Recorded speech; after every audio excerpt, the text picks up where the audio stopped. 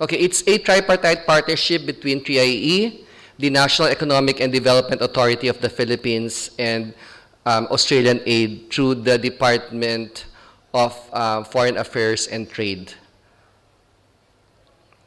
And why the partnership? Why the tripartite partnership? First, with NEDA, NEDA is the highest policy-making body in the Philippines, and then the secretariat, the mandate of the secretariat of NEDA includes preparation of medium-term plans at the national and regional levels, as well as vetting major policies, programs, and large government projects.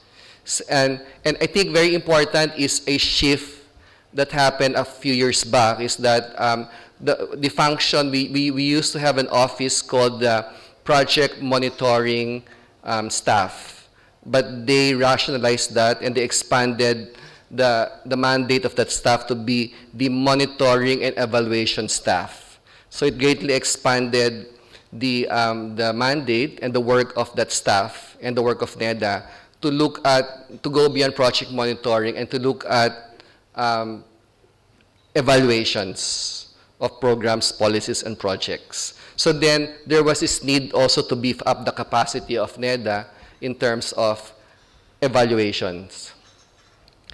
Well, DFAT Australia has a very extensive portfolio of development assistance in the Philippines.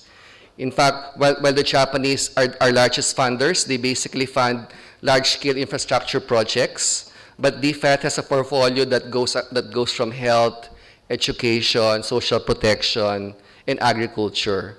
Second, DFAT has also incorporated evaluations as part of their aid effectiveness framework in terms of assessing the effectiveness of the interventions of DFAT in the country, and also they would also like to promote a culture of evidence within the Philippine government, which basically implements most of their projects in the Philippines. And 3IE promotes, as we said, evidence-based, evidence-informed development policies. And they are, as we heard early this morning, they are the global leader in producing high-quality evidence of what works, for whom, how, why, and what cost. So it's basically coming in and looking at the needs, expertise of these three agencies. And basically, it's a partnership, and one feature is that there's a steering committee. There's a steering committee chaired by NEDA, with DFAT and with 3IE as members to basically manage and monitor and resolve policy issues of the partnership. The components of the policy window are it's 4 impact evaluations, an in-country delivery of the clear course, demand generation workshops, a policy influence clinic, and inception workshops for policymakers on using impact evaluations. And we also created our own theory of change for the policy window of the Philippines, and that basically the outcome would be a strengthened culture of evidence-based decision-making in government. And then we have here the medium-term outcomes and the outputs. So basically, the outputs are aligned with the components of the policy window. Now, I think the difficulty was again selecting the impact evaluations, especially if you're going to do impact evaluation and preferably doing randomized controlled trials. Then you do have to do a lot of scoping in terms of what are the different programs or projects that are currently being implemented that would lend itself to do impact evaluations and even RCTs. So we had several problems in scoping, and we also had several problems because when just after a year after the partnership was forged was the transition with the new government.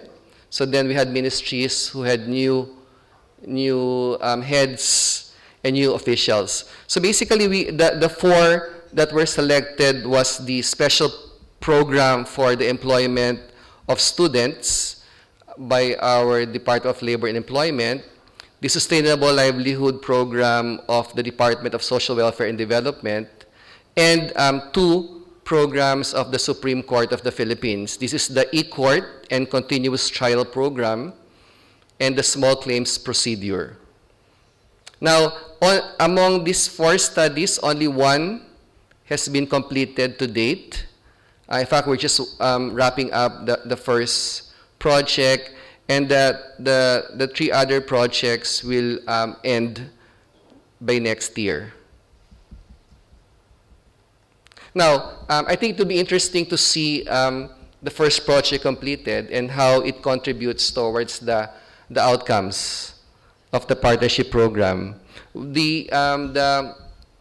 The special program for employment of students is a program that links low-income youth to formal work. So what the program does is to look at providing them jobs during the summer breaks and subsidizing the local government units and the private sector with the wages of these students, and hopefully the impact is improve education outcomes and improve labor market outcomes. Now, the findings, very briefly, is that in the medium term, the participation does not increase school enrollment, does not affect students' self-esteem or self-reported life skills. However, it increases enrollment for men who are at higher risk of dropping out of school, and the SPS participation increases the likelihood of being currently employed with a private employer, a local government unit, or an NGO compared to the control group. Well, the policy implications of the program is in the medium term. The SPS may be more effective as a work program rather than an education program, but costs remain high. Explore ways to help work experience provide meaningful skills, because some of the students say that they were asked to make coffee or to answer the telephones. So might as well, while they're there, explore ways to make it more meaningful and consider adding training to help students build life skills.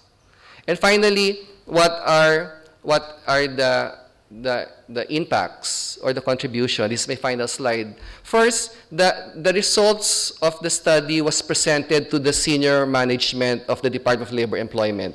In fact, the secretary or the minister was there when it was presented.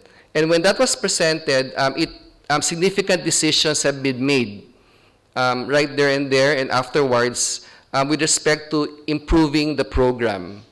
So there was increased appreciation of the DOL policymakers and program managers on program evaluation, and it highlighted areas for improvement on monitoring and evaluation and data systems of the program. And there was contribution to reformulating the goals, outcomes, and targets of the program, formulation of a integrated manual of operations, because they found out that each province or municipality may have a different manual of operations, or some didn't have a manual of operations.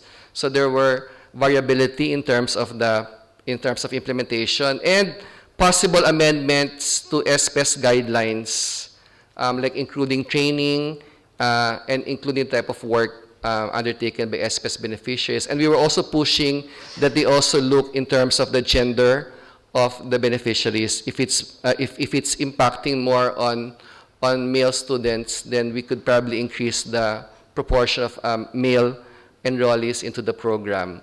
And there was a directive now from the secretary for the DOL to consider looking at developing internal capacity to manage evaluations. So all in all, this is just the first project or the first evaluation out of the program. We're expecting 3 more, but we see some important contributions already in the program. I think one last contribution is that we also presented the results to the Department of Budget and Management, and they're a very powerful department because they determine the budgets of each ministry, and they say that they will be more critical during the upcoming budget technical hearings, especially when they approve the budget for this, this ongoing program. So thank you very much.